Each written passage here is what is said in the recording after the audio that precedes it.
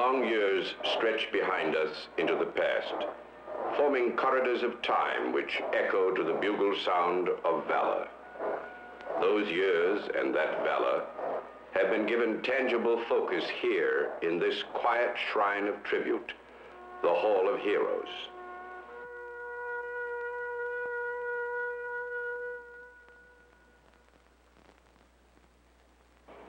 Here on the inner ring of the Pentagon, this space is dedicated to a nation's remembrance, not of events, but of deeds.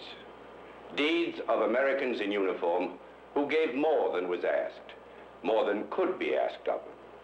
Not always their lives, but always themselves, without pause and without reservation. Each man whose name appears on these walls and those whose names will appear here are members of a unique fraternity of courage. They are all recipients of our nation's highest award, the Medal of Honor. It is given to those whose actions meet the standards spelled out in these few words: gallantry and intrepidity at the risk of life, above and beyond the call of duty. To such men, the Hall of Heroes was dedicated on a sunny spring day, May 1968. Today, we confer the Medal of Honor on 4 more gallant Americans. This is the first time that 4 men from each of the military services have been so honored together. Charles E. Hagemaster, James E. Williams, Gerald O. Young, Richard A. Pittman. They will place their names now in a new Hall of Heroes, created here in the Pentagon as a memorial to all who have earned their country's highest award for courage in combat. Seeing 2 of his comrades seriously wounded in the initial action, Specialist Hagemeister unhesitatingly and with total disregard for his own safety raced through the deadly hail of enemy fire to provide them medical aid.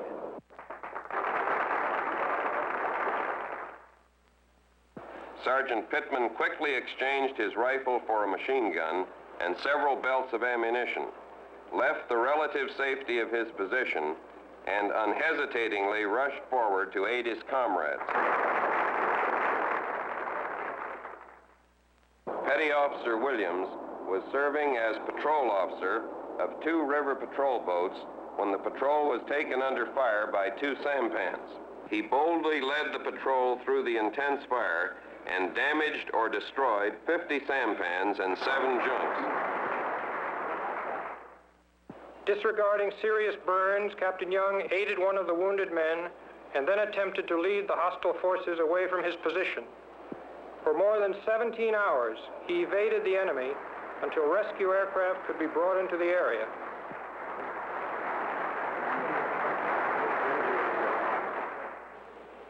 With the addition of those 4 names, the roll call of valor totaled 3,210. Each name a reminder which illuminates for every man who reads it a higher vision of his kind. Originally, there was only 1 version of the Medal of Honor. Today, there are 3. This one specifically for the Army, and there, another one for the men of the Navy, Marine Corps, and Coast Guard, and finally, one for the Air Force. They all, however, celebrate the same qualities and actions which add up to what we call, inadequately, heroism. It's a quality whose high connotation is safe now as always, because those who would pull it down somehow never stand quite tall enough to reach it. It is a quality for all times and all people. And for us as Americans, its roots reach back to our first beginnings. It was there to put steel into the determination of the ragged ranks which moved to defy the British at Concord Bridge.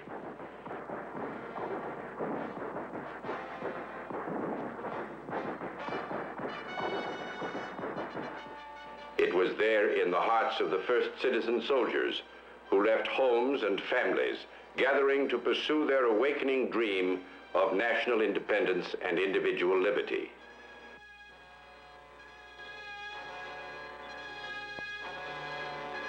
It upheld them through the incredible hardships of years of struggle. It led them through Trenton and Saratoga and finally to Yorktown.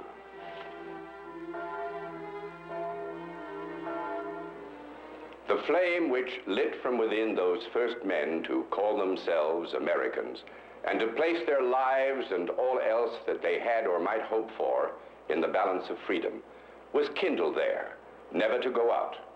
But the hard-won independence of the United States was to require reassertion again and again. The next test of whether American sovereignty was to be an accepted and honored fact among the nations of the world came in 1812. The British practice of stopping American ships on the high seas and impressing American seamen into the British Navy was at issue here, and the war was primarily a naval one. Its one major land battle has come to be known as the Battle of New Orleans.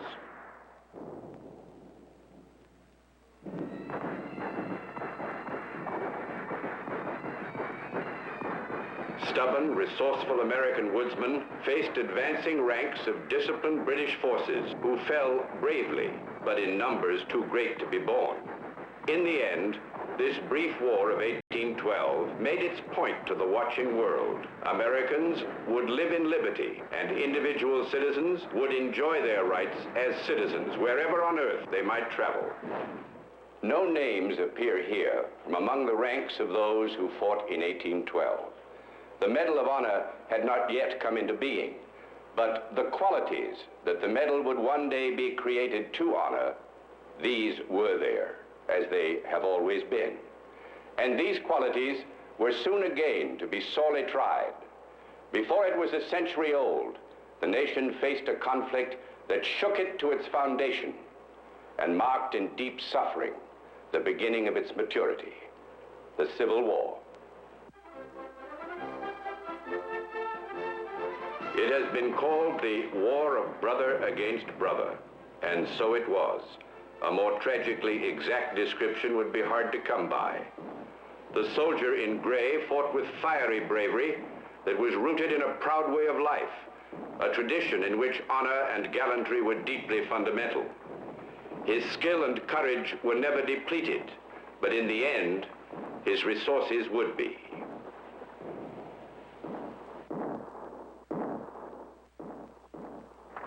The men of the Union forces at first suffered from the effects of overconfidence and disunity in their high commanders. But their ultimate mission, the preservation of the Union, was too desperately important to allow prolonged discouragement. On each man in blue, a profound responsibility rested. Whether the nation endured would depend heavily on his faith in the Union's cause and his ability to prove that faith in the most demanding of all testing grounds. So it was that the nation, searching in its agony for the promise of its future, found itself looking into the faces of its sons. The longings, fears, and loneliness of a boy coming suddenly to manhood. This was so like the developing state of the nation itself. Soldier and nation together found that their fears and doubts were not so strong as their faith in the cause of a unified country. The soldier in blue kept that faith and fought for it with steadfastness and courage. And a grateful people in the midst of war forged a medal to honor that courage. In the swirling fury of this war of American against American, the Medal of Honor was born.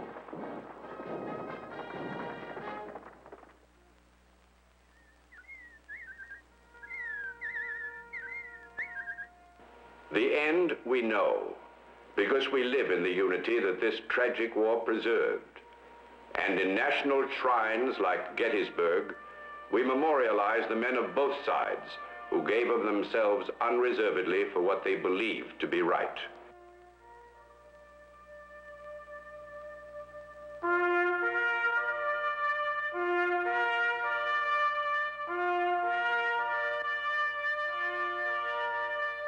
Here are the names.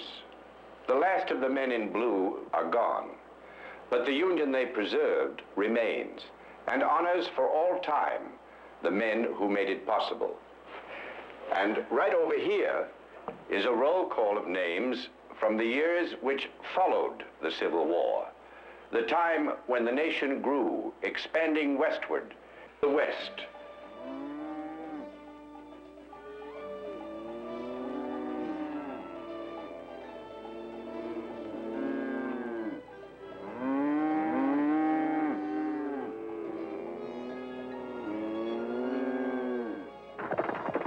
Charged with the task of making the frontier safe was the regular army. Out west, that meant the cavalry. The troopers who rode into that wide country were vastly outnumbered. And their adversary was often a master of combat, a rawhide tough and experienced fighter, dangerous to underestimate. This era in America's growth has passed into legend, but real men lived it. Many were awarded the Medal of Honor. The names of their battlegrounds are obscure now, most of them. Others will never be forgotten. Names like Little Bighorn, where 24 of the men who stood with Custer won the nation's highest award. But wherever he fought, on the plains, among the buttes, or in the timber, he got the job done. That job was simple enough to state. It was to establish security and stability across the vast middle reaches of the continent.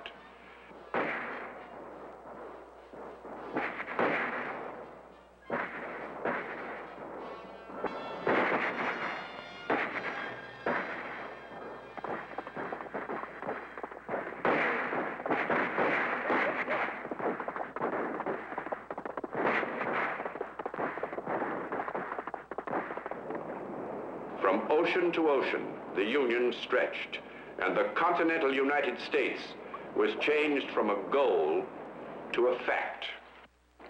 But full security had only just been established in the great western country within our borders when Americans were called on to do battle outside our shores. In the Spanish-American War, America's desire to help the Cubans to their independence from Spain flamed into action when the battleship Maine was blown up in Havana Harbor. Teddy Roosevelt's Rough Riders made their famous charge through a storm of whistling lead up the slopes of San Juan Hill. 30 soldiers of this war won the nation's highest tribute, the first to win Army Medals of Honor on foreign soil. 81 Navy and Marine Corps fighting men were also awarded the medal. This first conflict by American ground forces outside our nation's borders was brief, but it was a hint of things to come. America's growth, the prospering of the adventurous idealism on which it was founded, these were making the United States a world power. A position of world leadership, unsought but unavoidable, was even then being thrust upon the nation. This time, it was no isolated conflict. This time, the challenge to freedom and the involvement of free men in it were of such a scale that a name never used before in man's history was created to describe it: the World War. From our perspective in history, the First World War.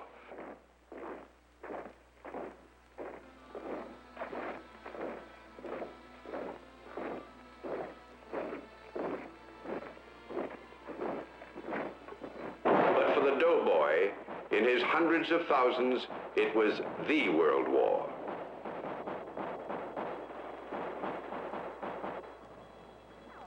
On the personal level, it was perhaps very little different from any war, any time. Where'd that sergeant go? We're due to move out any... Wow. Take your time, Sarge. Don't hurry on my account. Where do they get them all? There's not that many shells in the... You lousies. How can we go out there? How? We can't move till... I wish I was home. I wonder what they're doing at... Home. Come on, let's do something.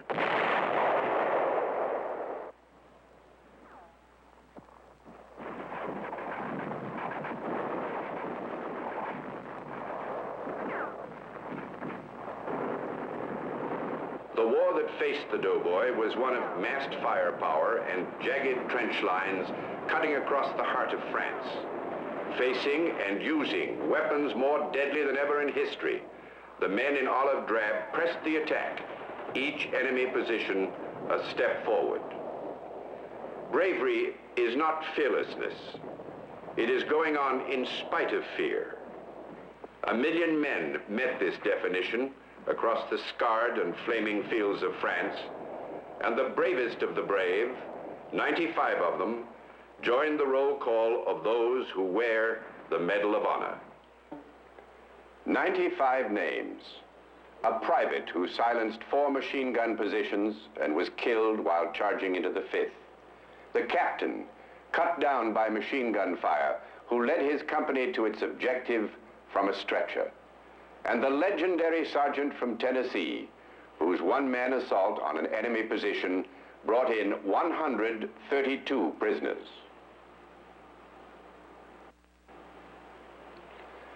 The war to end all war was over, or so many of us in our inexperience believed, but a mere heartbeat of history, 2 decades, would prove otherwise.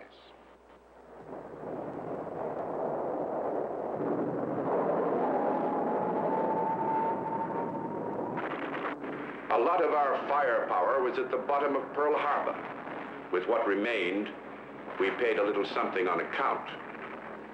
And while we bought time, 14 million Americans responded by training for the greatest and most destructive war in history.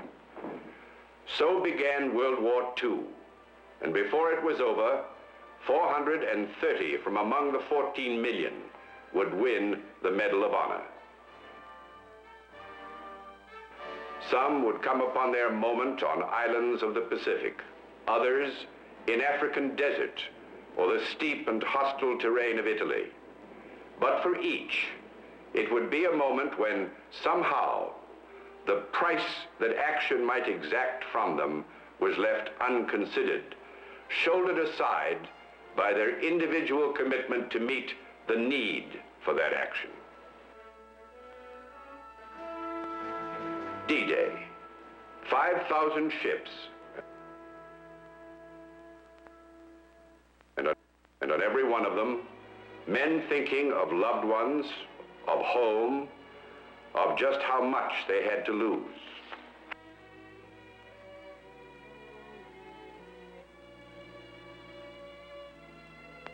My darling, we got your letter dated May 25th, and as always, I've read it 12 times. I keep them all. We'll read them together someday. Johnny is as tall as my shoulder, fine and straight, and there's more of you in his eyes every day. Mom and Dad are well, and they send their love. I have your letter here, and we'll read it again before sleep.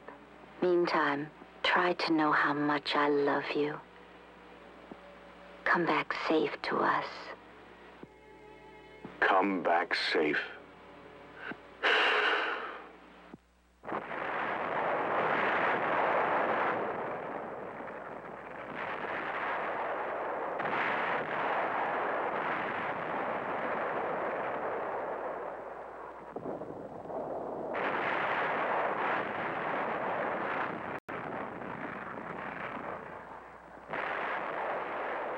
Dawn came, D-Day had begun. For each man who made it, this landing held a moment beyond which everything would be remembered in a kaleidoscope of bits and pieces. This was the moment when the ramp dropped down, and there was the beach. They knew what they were to do. They knew where and in what sequence they had to do it. The thing they didn't know was, could it be done? It could be, and somehow it was. But only the men who were there would ever really know what it took. from each of them. We know only that what it took, they gave.